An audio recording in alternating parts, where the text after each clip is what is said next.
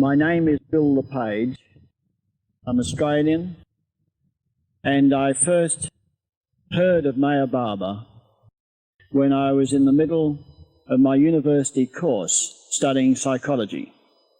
That was in 1947.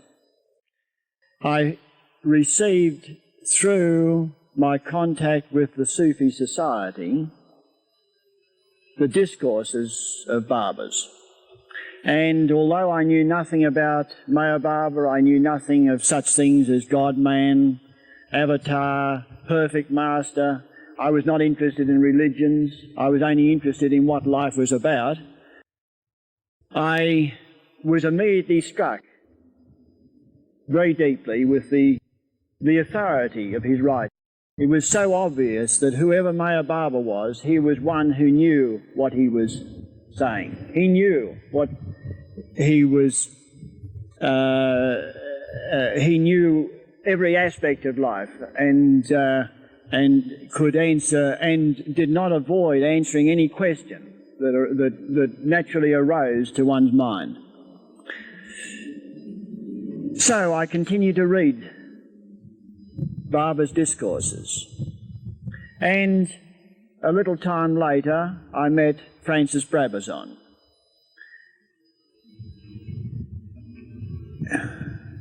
Stop for a minute. As I said, I met Francis approximately a year after coming into contact with Baba. I continued to read his discourses.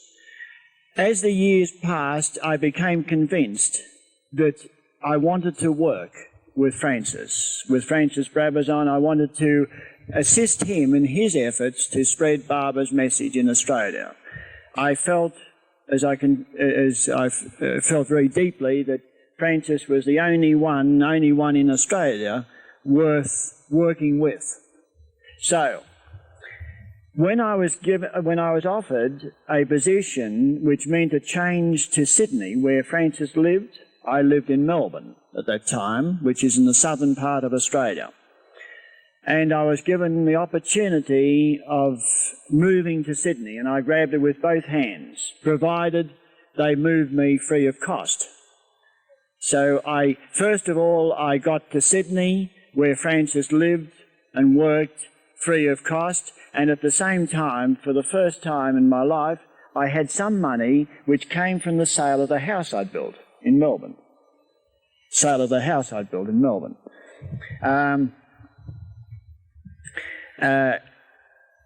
day I arrived in Sydney was the day that we received word from Baba that those who love Baba, men who love Baba, could come to see him. So, through a chain of events, I had my deepest wish to see Baba. If I had stayed in Melbourne, I wouldn't have had the money to get to see him. But by moving to Sydney and being able to sell my house, I had the sufficient funds. So I went with Francis and one other young Australian to see Baba in 1954. The first contact I had with Baba was at a mass darshan program. Darshan means literally sight of. In other words, it was seeing the Master. Bowing down to him, offering one's love and being blessed by him. Baba came onto the platform and we Westerners were seated in a semicircle behind Baba's chair.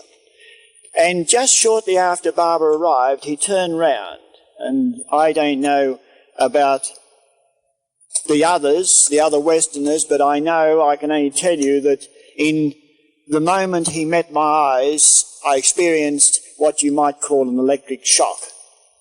My contact was such that I felt a shock in meeting his eyes. Okay, so my contact, that was my first contact with Baba, and then it continued in the sense, of course, as usual with Baba, one had an interview with Baba in which he said, well, are you prepared to obey me? And I said, yes. He said, are you prepared to go down through the streets of Amanaga naked? And I said, yes. And he asked various other things, which I've forgotten now. It was so natural, one was never conscious that he was silent. One wasn't aware that he didn't speak. He seemed so much completely with you in a way that no other person ever was with one.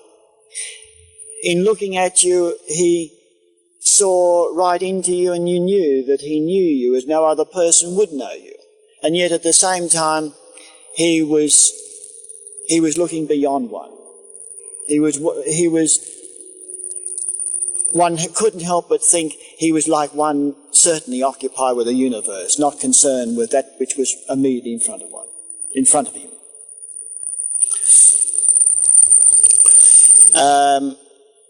And as I said, he was so natural. In the same way, he would respond to perhaps thoughts of one. For example, there was one occasion very soon after one of the first meetings when Baba was giving a discourse, and he got a certain look in the face. You know how you like a photograph of Baba? Well, he just happened to look in a certain way, and his eyes looked a certain way, and I thought to myself, Baba, stay like that. That's so nice. I'd like to just look at you like that. And immediately he stopped the discourse. For example, there was one occasion very soon after one of the first meetings when Baba was giving a discourse, and he got a certain look in the face. You know how you like a photograph of Baba? Well, he just happened to look in a certain way, and his eyes looked a certain way, and I thought to myself, Baba, stay like that. That's so nice. I'd like to just look at you like that. And immediately he stopped the discourse and said, right, now I want all of you to sit quietly for 5 minutes and just look at me. And he remained in that expression that I liked. But I didn't think to myself, well, isn't that amazing? He knew what I was thinking. It seemed to be so natural. Of course he knew. There was no question that he wouldn't know.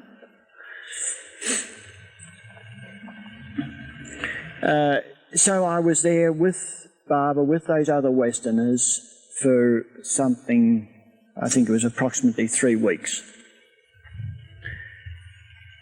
And Baba told me at that time to spread his message, which, although I had endeavoured to do before that, I renewed my efforts to do so after that. And so my contact with Baba went on. Baba came to Australia in 1956 and stayed in the house in which we now live, Meher House. He came in 1958 and stayed in the property that Francis Brabazon found for him in Queensland, that's northern part of Australia, which Baba named Avatar's Abode.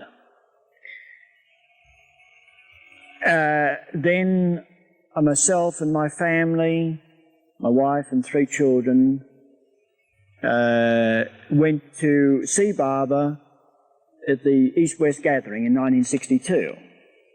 And then in 1967, Baba called me over to India for 15 days. And he said to me, what has happened in my work in Australia? I said, Baba, so little, virtually nothing. Nothing has happened. I have tried, and nothing seems to have occurred. No one comes forward. So few take an interest in hearing about you. And in so many words, I said to Baba, I can't do it. I don't know what to do. Baba said, I will turn the key. It's an expression that he often used. It seemed he used the expression during the years when his disciples. Baba said, "I will turn the key." And it is a fact that the moment I arrived back in Australia from those 15 days with Baba, that opportunities came in so often to appear on TV, have interviews on radio, to have interviews with newspaper people, and I conducted a number of public meetings, including ones at university. And then at the same time, the young people, particularly young people like yourselves, started to come to Meher House and inquire about Baba, and started to take an interest in attending readings, regular weekly readings. And so the work spread and developed. And now in Australia, at the present moment, although so many people know of Baba, know his name and have read something of Baba, we have perhaps an active group of some 60 or 70 people who work together to spread Baba's message of truth more in Australia, and who endeavour to entertain Baba at the time of his anniversary, the anniversary of his visit to Australia, or visits to Australia in 56 and 1958. For example, in this year, Baba came to Australia in 58, in the beginning of June. So this year, as always, we have 3-day celebration of that occasion, and we all meet on this property which he named Avatar's Abode.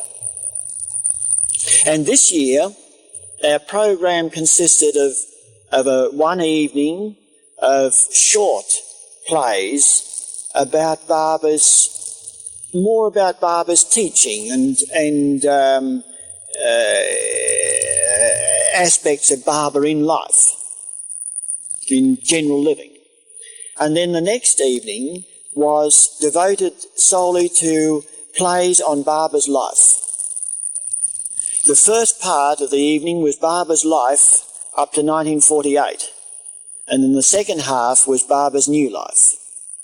And the scripts were written by the young Baba people, songs were written by the Baba people, they were sung by Baba people, slideshows were formed, were made, etc. It was acted and directed by the Baba people.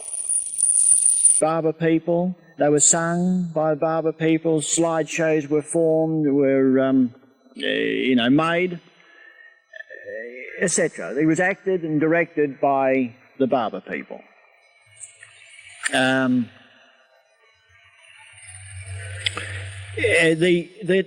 The life of Baba, perhaps I could tell you a bit about that. There was one occasion when Erich was not with Baba, and I was before Baba, and this was in 1962 during the East-West gathering. And Baba, to somebody alongside him, gestured like this. And I was bewildered at first. I wondered exactly what Baba meant.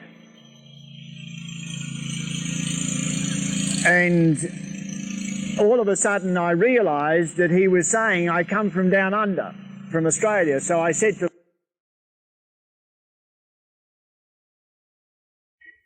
Baba gestured, pointing downwards, and I was perplexed until it flashed into my mind. Oh, Baba means down under. And I said to the person next to Baba, "I come from Australia." Baba smiled. It was one of the few occasions when I was able to interpret Baba's gestures.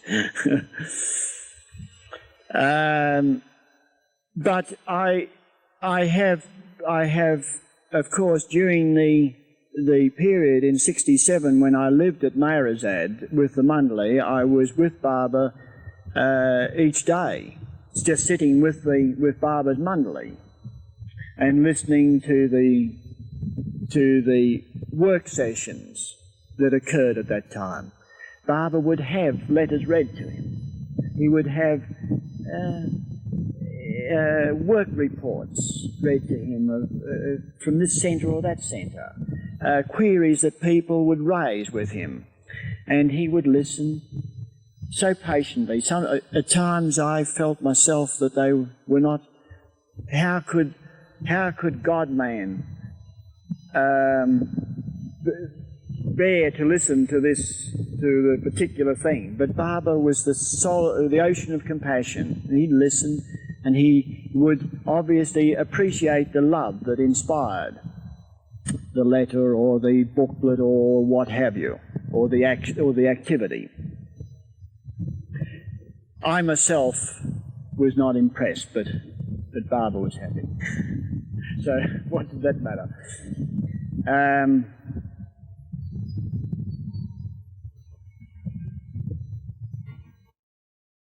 Smile.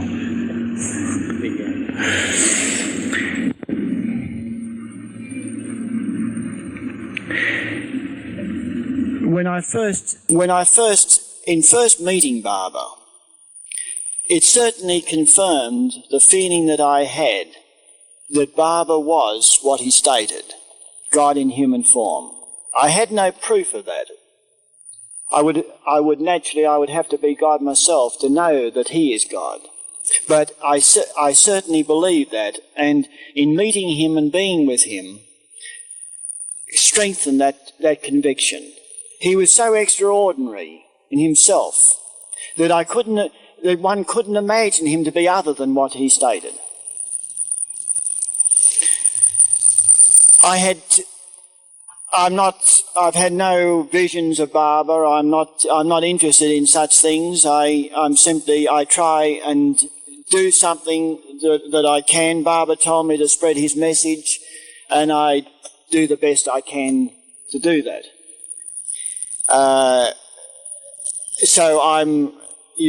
It is no good asking me what deep experiences I've had or visions I've had of Baba. I know nothing of that sort of thing. All I know is that Baba, when Baba says that he loves us more than we can ever love ourselves, it is true. He is the divine beloved. He does love one.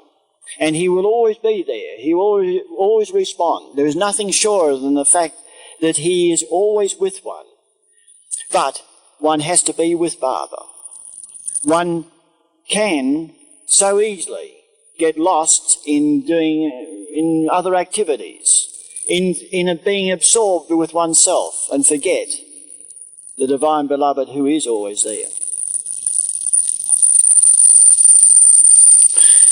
I believe that Baba said only two main things to us: love God and fulfill one's responsibilities. Carry out whatever Baba gives one to carry out. Do whatever is in front of one. Don't try to be other than what one is, and don't try to be not there where Baba has placed one.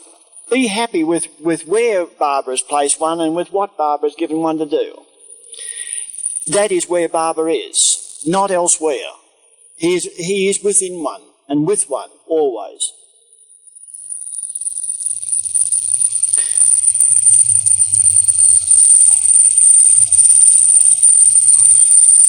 Just stop. That's quite enough. You asked me about Baba's visits again to Australia. I can recall that in driving him,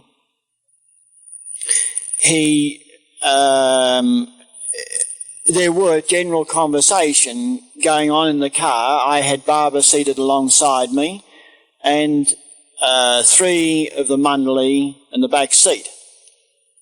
And on one occasion I remember thinking, a question occurring to me while I was driving Barbara, and then I thought to myself, well, as I never asked Barbara questions, except once. I did ask Barbara, would he come to Australia? And he turned quite sharply to me and said, don't you think I'm not already there? You asked me about Barbara's visit again, or visits again to Australia. I can recall that in driving him,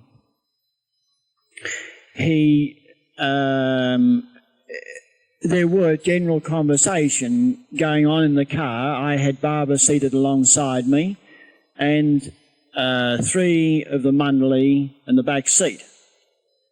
And on one occasion I remember thinking, a question occurring to me while I was driving Barbara, and then I thought to myself, well, as I never asked Barbara questions, except once. I did ask Barbara, would he come to Australia? And he turned quite sharply to me and said, don't you think I'm not already there?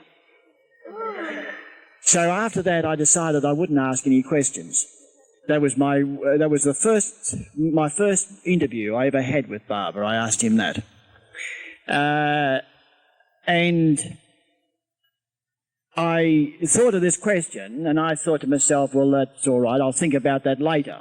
And Barbara promptly answered it.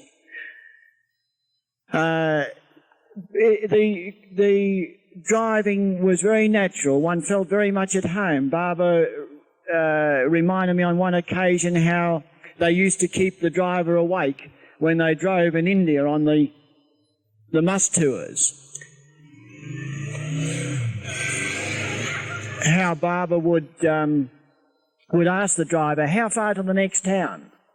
And then in a short distance, how far now? So the driver had to be mentally alert, keep his wits about him, thinking of how far he'd travel and how far to the next town, and so on. I felt very happy driving him. One never felt uncomfortable with Barbara.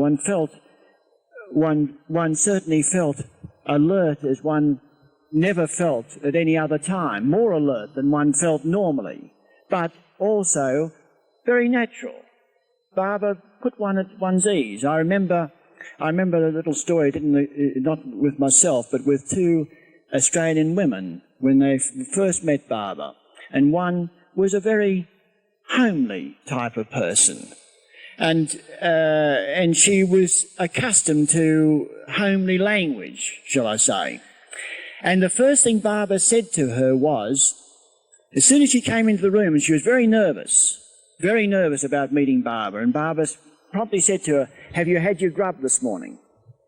And grub is a word in Australian slang for food, for breakfast, in other words. Have you had your grub? And immediately she felt at home. I was one of my mob. In other words, Barbara was the most homely when the requirement was there, and he was the most scholarly and the most erudite when the professors were there. And when Barbara was with professors, he was the most erudite. He was all things to all men.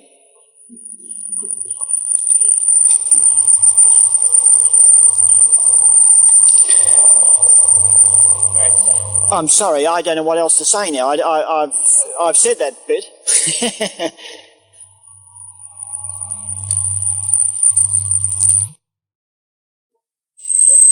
Following a journey.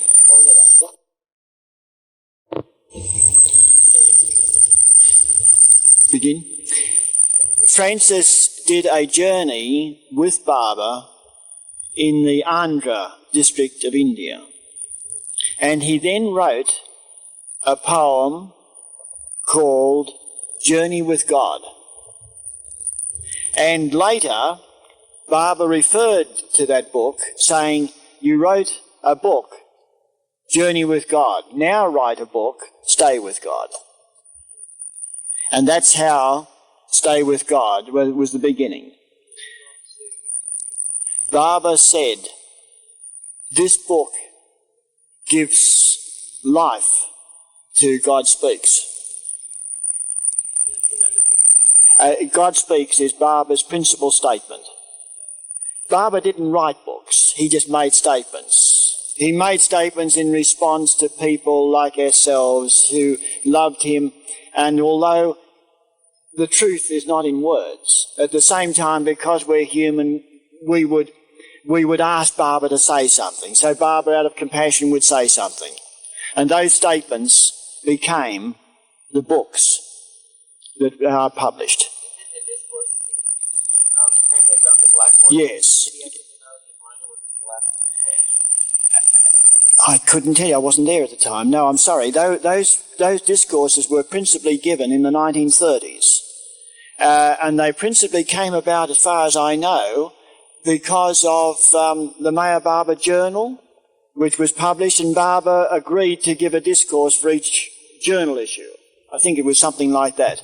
And there are also some discourses which he had and were recorded and he'd given to the boys during a school that he had in India in the late 1920s. Did he ever give a spiritual discourse? Yes, many times.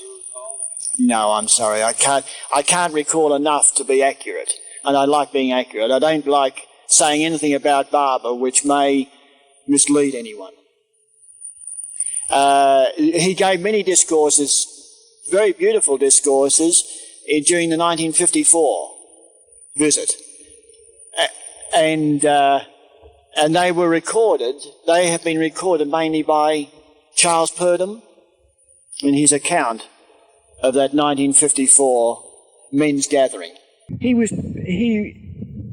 perfect in every respect. No matter what quality, human quality, one could think of, he expressed the perfection of that quality.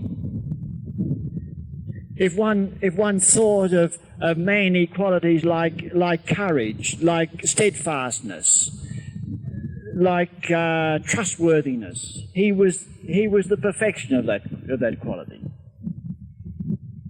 He was everything that one would ever dream of being as a man. In other words, he became, from a human point of view, an ideal that was thoroughly intelligible to anyone, no matter what their circumstance or station in life was.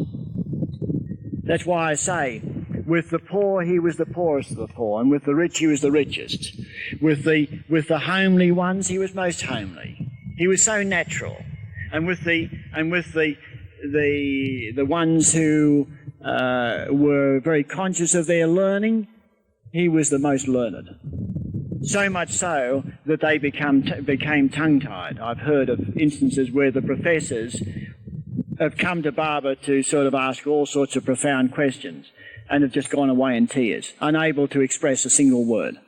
So overwhelming was his presence.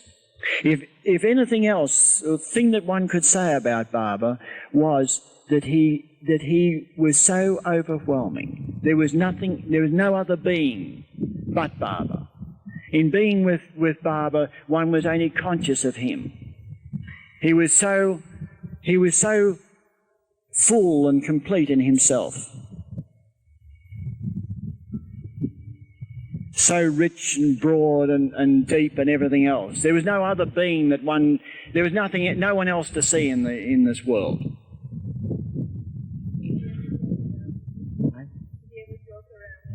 Yes. There was one occasion when he said at Avatar's abode that he was going to throw a sweet to each one. And I was seated on one side of the room, and Francis was right on the other side. And I had my hands just folded in my lap, just like I was just sitting like that. And Barber was looking towards Francis with a sweet in his hand, and I thought to myself, he's going to throw the sweet to Francis. And he threw, and all of a sudden the sweet was in my hand. He wasn't looking at me. I was quite amazed. But he also varied. In 1956 in Australia, he was far more relaxed and he joked more. In giving us a discourse, he did a lot of mimicking or miming. But he also varied. In 1956 in Australia, he was far more relaxed and he joked more. In giving us a discourse, he did a lot of mimicking or miming. In describing people, he would suddenly become, he looked quite fat in describing a fat person and quite thin in describing a thin person. It was absolutely amazing. He was delightful as an actor. But then in 1958, when he came, he was much more serious, very serious. And there were times when one could only just look at him. It was just, it was as though he was concerned, involved in some work, inner work, that we had nothing, we wouldn't know what it was, but it was something very deep, something of great concern. And he was very remote. And towards the end of that visit in 1958, he said to us there would be many who would not see him again in this life. It was a very solemn occasion. There was much, but then there were lighter moments. For example, when I was walking with him under the veranda of the Barber house at Avatar's abode, and he pointed to some fruit on the tree, and I said pawpaw, which is the Australian word for the fruit papaya. Barber looked quite startled, sort of pawpaw, and then one of the Mandali said papaya.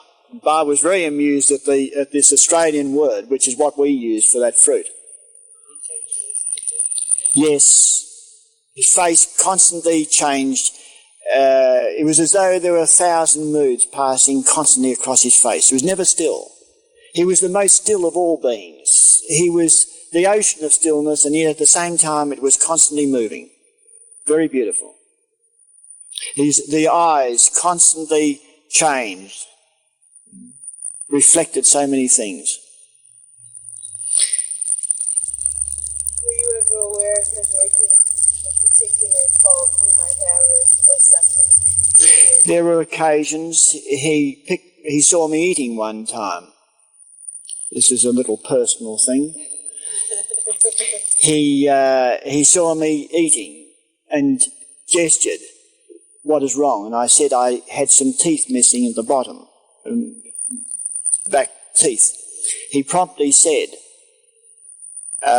get false teeth. So I used to say proudly to people, God told me to get my teeth.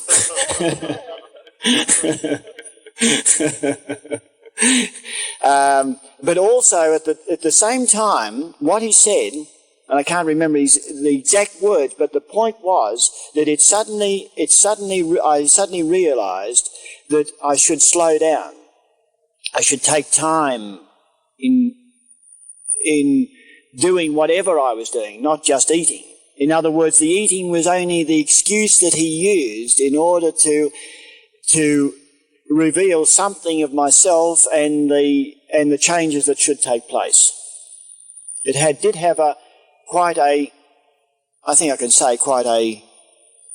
profound effect. That little instance. There was a very beautiful time when he sat in the kitchen of Meher House in Sydney.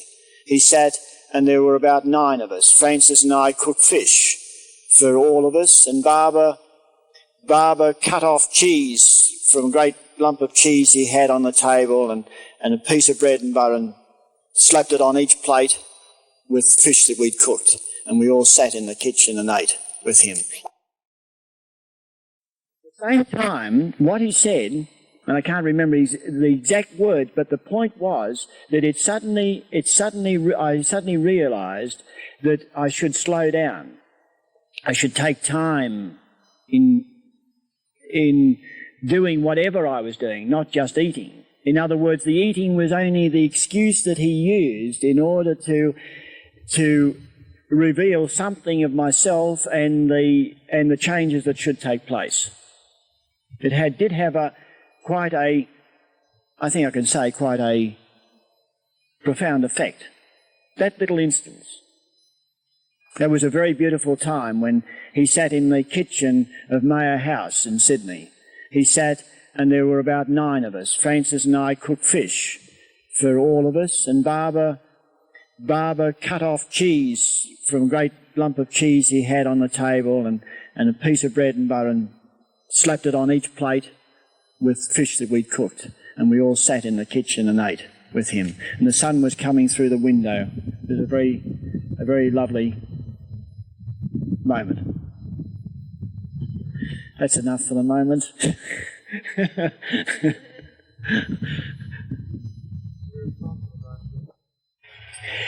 Baba came to Australia first time. He landed on the 9th of August 1956, and that was some 4 months before his second car accident, which took place in India.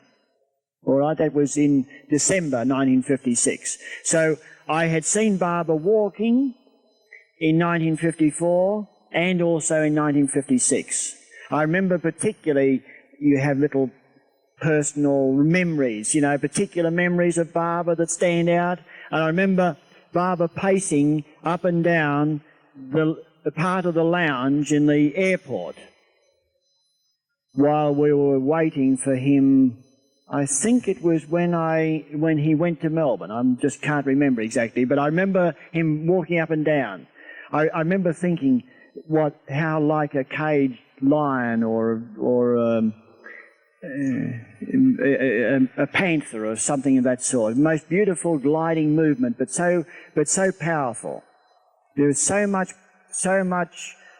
power completely expressed in that walk. Then, of course, in 58, he walked, but very slowly. My first impression, that was the first time I'd seen him since his car accident, and he was walking very slowly across the tarmac at the airport, steadied by Erich.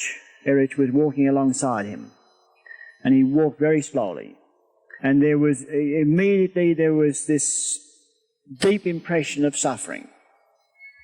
I wrote the little account I've written of Baba's visit, which in 1958, which incidentally will be printed in the Awakener. And I remember Baba pacing up and down the part of the lounge in the airport while we were waiting for him. I think it was when he went to Melbourne. I just can't remember exactly, but I remember him walking up and down. I remember thinking, how like a caged lion or a panther or something of that sort. Most beautiful gliding movement, but so powerful. There was so much power completely expressed in that walk. Then, of course, in 58, he walked, but very slowly. My first impression, that was the first time I'd seen him since his car accident, and he crossed the airport, steadied by Erich. Erich was walking alongside him, and he walked very slowly. And immediately there was this deep impression of suffering. I wrote the little account I've written of Baba's visit, which in 1958, which incidentally will be printed in the Awakener. I've given it to Phyllis Frederick. She asked for it to be printed, so I agreed. And as I say in that, it was suffering that was beyond comprehension. So immense was it.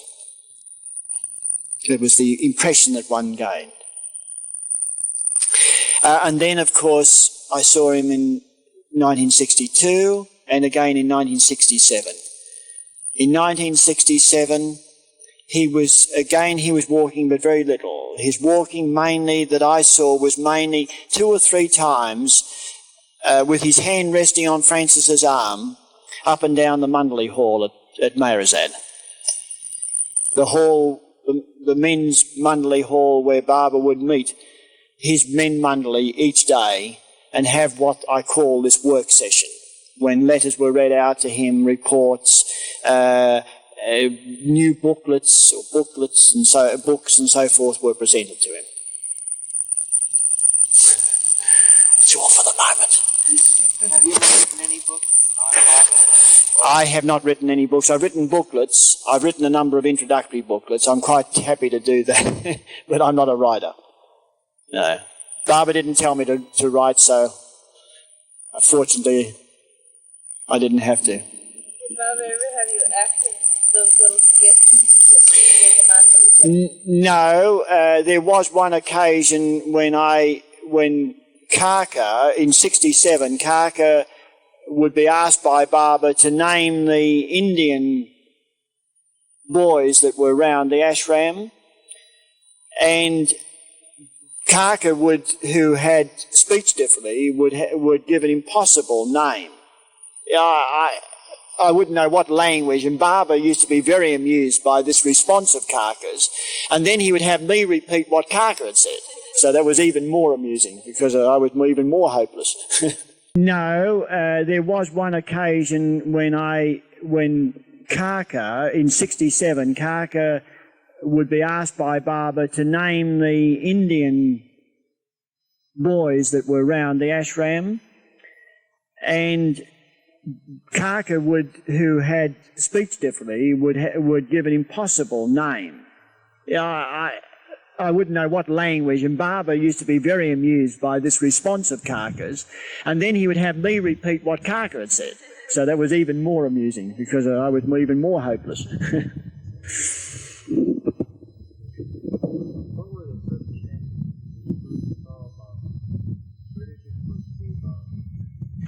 I mentioned that earlier. I first saw Baba, my first sight of Baba physically, in physical form, was his arrival at the Mass Darshan program in 1954.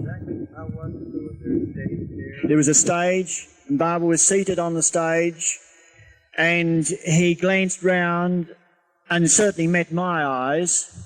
I think he probably glanced at each one of the Westerners.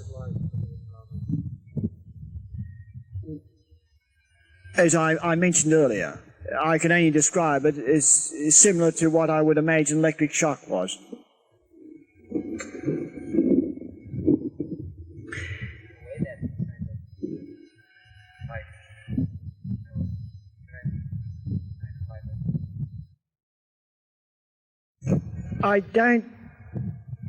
All I can say is there was a shock. Yes, it was a shock, but I can't say that it was a shock of divine love. I know nothing about those things. If a person says, how am I with Baba, I'm simply a worker for Baba. I try and do what I can to spread his message, to tell people about him, and I try to, in my own way, to love him as he would wish us to love him.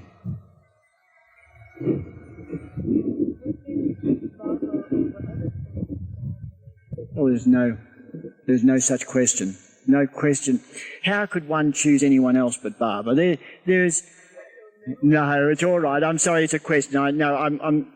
What I mean is that I had read widely, as I mentioned in the beginning. I was very interested in what life was all about. And certainly I had read widely, and I didn't hesitate to see anyone that sounded interesting, but no one, absolutely no one, touched me as Baba did.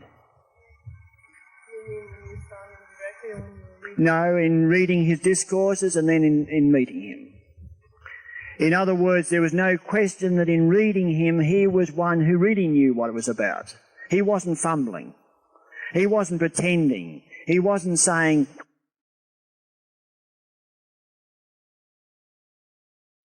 in meeting him. In other words, there was no question that in reading him, he was one who really knew what it was about. He wasn't fumbling. He wasn't pretending. He wasn't saying, he wasn't manufacturing something out of his mind, saying, oh yes, this is what it's all about, when it's not, when he just doesn't know. That is what so many people do. Everyone wants to teach. Everyone wants to say what it's all about.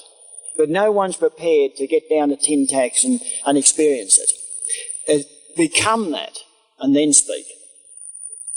We're all so keen on being teachers instead of just doing things for each other. J. Baba. J. Baba. Enough? But this goes on. Don't waste any more film. I'm not saying anything. Yes, Baba gave me photographs at times. He always signed whatever I did, the introductory booklets, the books that I published for him. He signed. He gave me a scarf, which I always carry with me. One of the case, yes. That's about, yeah.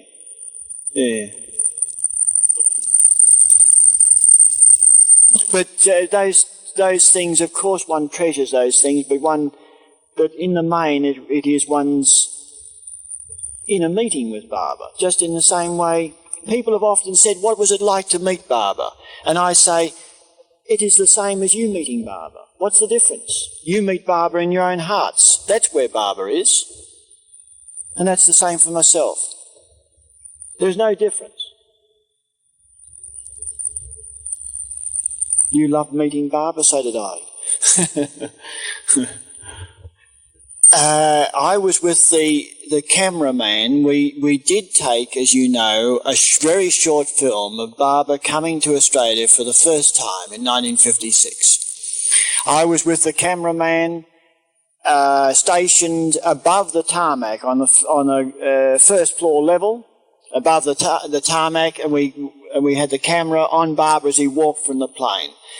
And you can see that in the film, that beautiful flying walk of Baba's into the lounge, the terminal building. Then Baba came out after some time, after being cleared, of course, by customs. He came out and Baba was settled I had driven up to the door. Baba was settled into the car in which I was driving. I was nervous at first. I was very conscious of the fact that I was driving God-man. But very soon after I started, because Baba had that ability to put one at one's ease, I was not nervous and I felt quite at home. No, his hair was drawn back and hidden in a pigtail underneath his coat. I remember I did see Baba's hair being combed by Irwin one morning. Just that. Right, so I drove him to the house which has become known as Meher House and Beacon Hill, where the other approximately 30 Australian lovers were gathered. He was introduced to each one on arrival, which was at the late afternoon of the 9th of August. But the time with Baba didn't really start until the next morning, the 10th. And from memory, I think we met all together in Meher House, in the lounge of Meher House, which is a big room, 30 feet by 20. Baba said how he had come to see the house that had been built for him and to give his love, to plant the seed of love in Australia, in the country.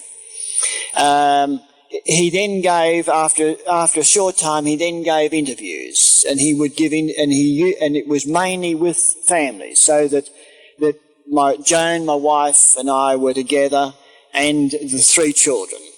The youngest was only 2 at that time. And we were with Baba. Baba asked us questions about our health, about ourselves. I'm sorry, I can't remember.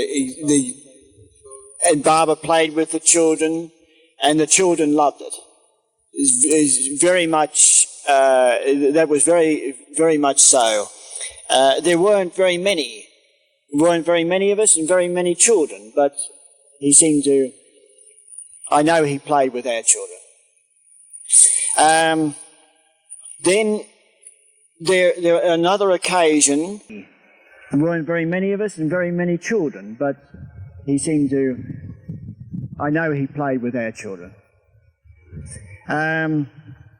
Then there another occasion, we had one morning which was a public morning, in which Barbara said that he was happy for anyone to come to see him who wished to. And we had invited various people. I had done my best to tell everyone that I knew, people at work and so forth, about Barbara, and pressed them to come and see him, which about probably something in the order of 120, 130 people came at that time, and were taken into the room where Barbara was seated and were given some little piece of fruit or nut by Barbara. And in other words, there was a very simple greeting between the person and Barbara, a moment or two, and that was finished. It wasn't an interview. It was a meeting. Then, I think this is correct, in the afternoon, Barbara suddenly announced that he would take us to a film. And I recall very clearly how Barbara came out of the house after a while dressed in a new suit. The first time he'd worn this suit, and how Barbara turned round for our benefit, showing us his new suit and how fine he looked in his new suit. It was a very, very lovely moment. And then I drove him into the centre of Sydney, into the main part of Sydney, and we went to a picture theatre, and there was an amusing little story happened there, which I heard about afterwards. Barbara stood in the middle of the seats. The film had already started. The supporting film had started, not the main film, the supporting film. And Barbara stood in the middle of the seats and directed where each of us would sit. And apparently somebody behind Barbara was between them and the screen, and somebody said, "Who does he think he is? Jesus Christ." An expression meaning somebody who had setting themselves up, directing where everyone would sit. Barbara was seated here, and I was just behind him, slightly to the side, and the film was so poor that after a little while, I thought, I'm not going to bother to watch the film. I'll close my eyes and think of Barbara. I'd rather do that. And immediately I did so. Immediately I closed my eyes. Barbara turned round and patted my knee. Nodded, as though to say, I agree. It is a dreadful film. It's not worth watching. So after a while, the film was so bad that we didn't know. We had no idea. We hadn't seen any films. So immediately I closed my eyes. Barbara turned round and patted my knee.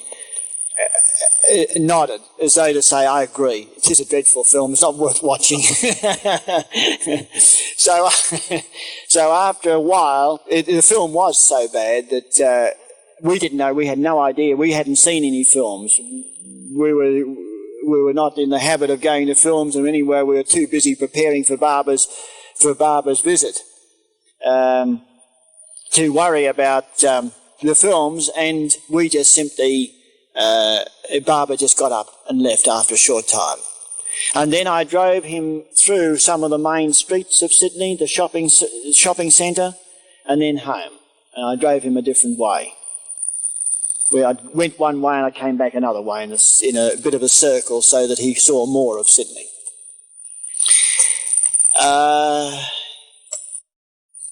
Then to various homes where Barbara lovers lived, and where they were accommodating other Baba lovers who had come to be with Baba. Then during that time in Sydney, Baba went to Melbourne and spent something like a day, 2 half days in Melbourne. I didn't go. I stayed with the 3 children who were very young at the time, and so that my wife, Joan, could go because her mother lived in Melbourne and she wanted to take her mother to meet Baba. So Baba had me stay in the house, and he gave me the manuscript at that time of Life at its Best to read. It hadn't been published at that time, it was still typewritten, and he gave it to me with his own hands and told me to read it. It was the atmosphere of that room, although Baba is always there, and I to digress for a moment, I said to Baba many years later that I wanted to make certain changes in that room where he had lived and worked. But I was concerned about changing anything. And he said, you can do what you like with the room, nothing will destroy my presence in it. And certainly, I can recall to this day very vividly the feeling that was in that room whilst Baba was there. And during the time when I stayed there with the children and Baba went to Melbourne.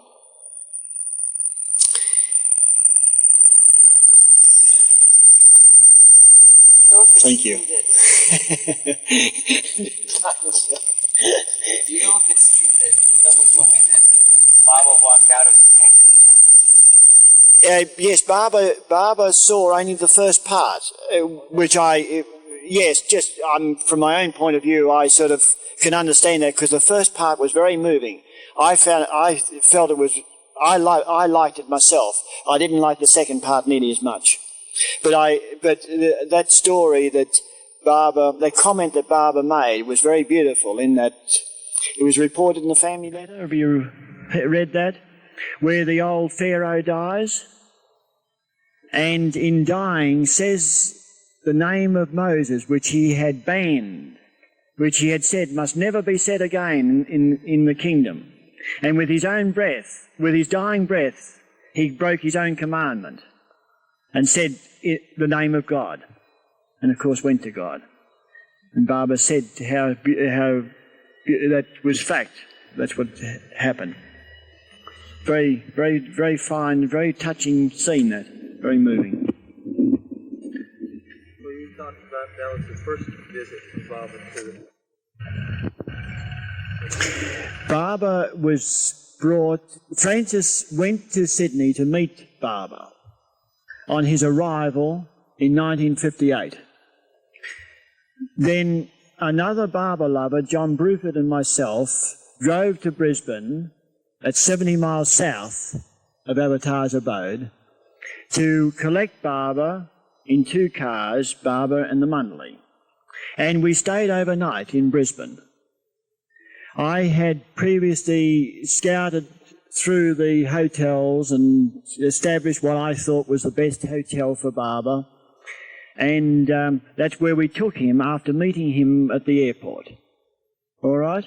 We drove to the hotel and we stayed there overnight. And in the morning, we arose.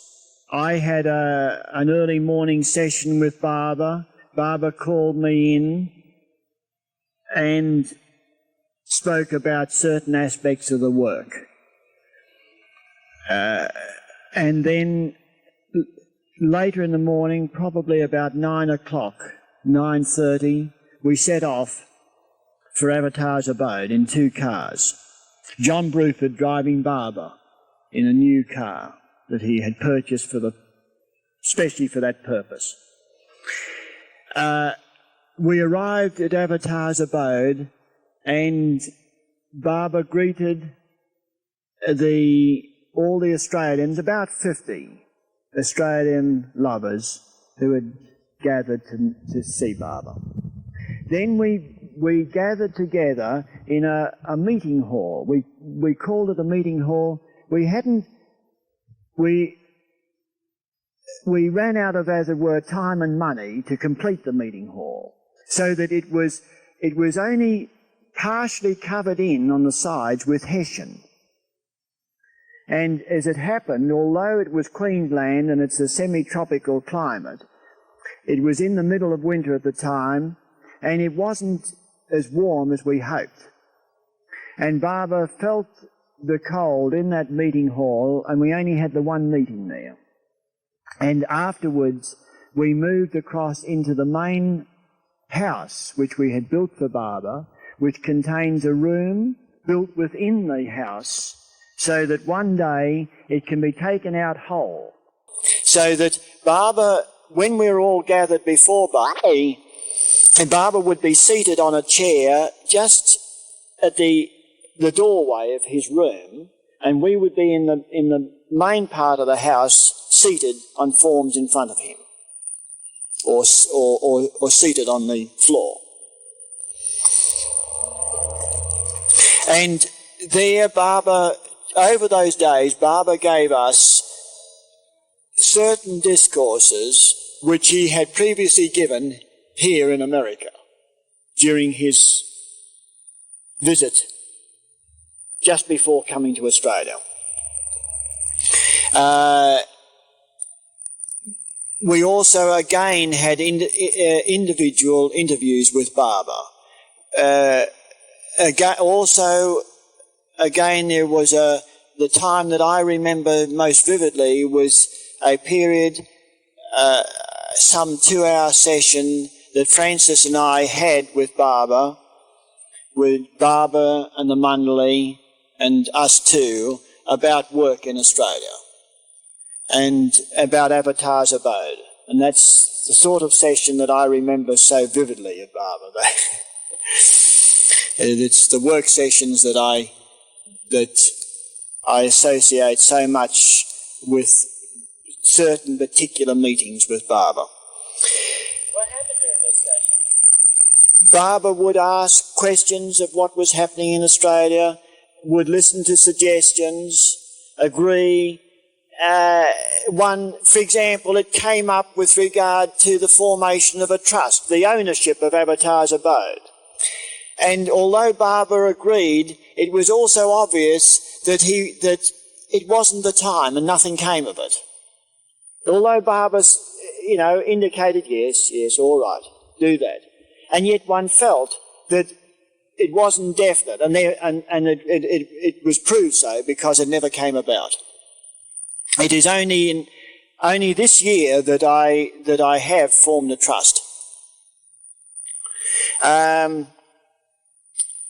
Barbara, right, so that we had this session which would be concerned with the work and the places in Australia. Then we also had individual interviews, singly or in families. And Barbara gave a great deal of attention to 2 families whom he approved them staying on the property at Avatar's abode. They both expressed an interest in living there and doing their best to establish farming, although they'd had no previous experience in farming. Although Barbara again was concerned and questioned them, obviously going into detail, were they able to do it? How wholehearted were they? Did they realise what they were undertaking? Very lovely times with Barbara. It was the times when one certainly remembers most. Although any time with Barbara was lovely. Any time, but one does tend to remember certain times over other times. There was the time when we took Barbara on a somewhat of a tour of Avatar's abode. Doing their best to establish farming, although they'd had no previous experience in farming. Although Baba again was concerned and questioned them, obviously going into detail. Were they able to do it? How wholehearted were they? Did they realise what they were undertaking?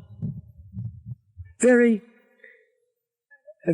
lovely times that then with Baba. It was the times when one certainly remembers most. Although any time with Baba was lovely. Any time, but one does tend to remember certain times over other times. There were times, there was the time when we took Baba on a somewhat of a tour of Avatar's abode. And we showed him the farmhouse that was originally there and in which one of the families were then to live in. And then also the tents that we had erected for the men. The women stayed in the farmhouse and the men stayed in tents that we put up just for that purpose.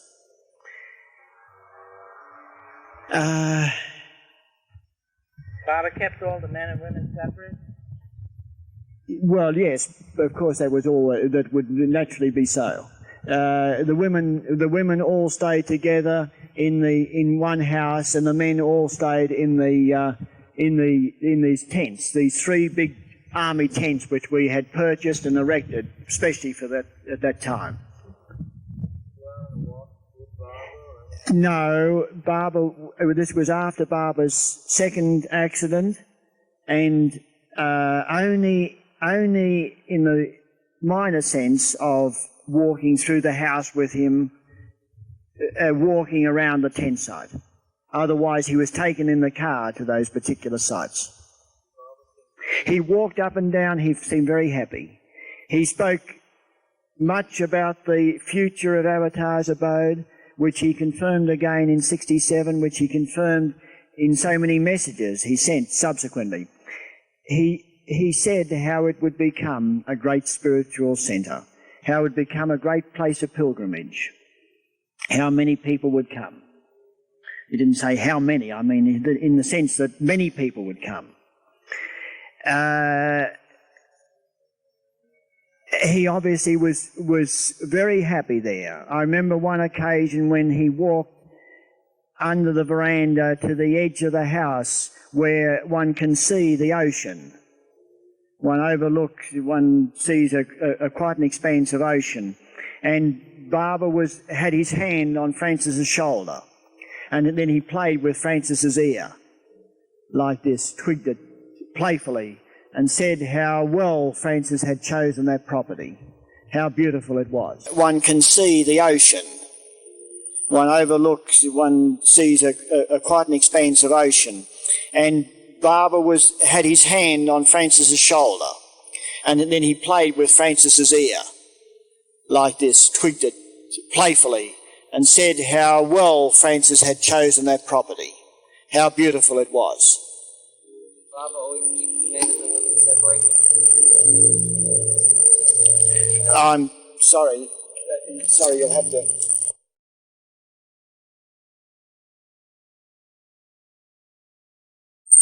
I can't remember. I'm not sure about that. I've been with Baba in drinking. I remember one time he asked at the airport in '56. He suddenly asked me for a drink, a fruit drink, I think it was, and I had to run all around the airport to try to find something open. At that time it was evening, and all I could get was ice cold orange cordial type of thing. So I had to think fast. How was I going to warm it up? So I filled a basin in the bathroom with hot water in the bathroom, one of the bathrooms at the airport, and held the cup of juice in the water to warm it, and then took it to Baba, and then Baba took one sip and handed the rest to me. So at least for the labour that I had a wonderful drink. At Avatar's abode, Baba and the Mandali ate in the Baba house, and we all ate at the farmhouse. We all ate together.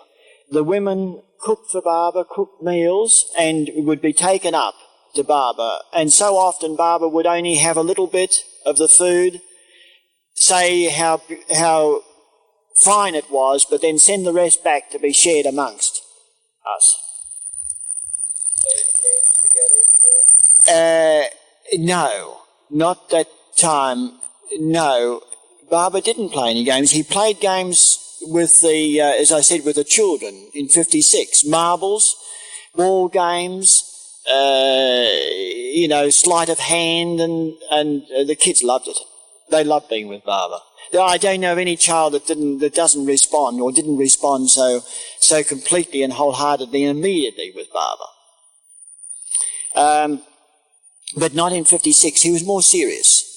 It was as though he was saying to us, now you should be more grown up. Now we'll have a more adult time together. We can't always be like children and play. That was the sort of feeling that I got.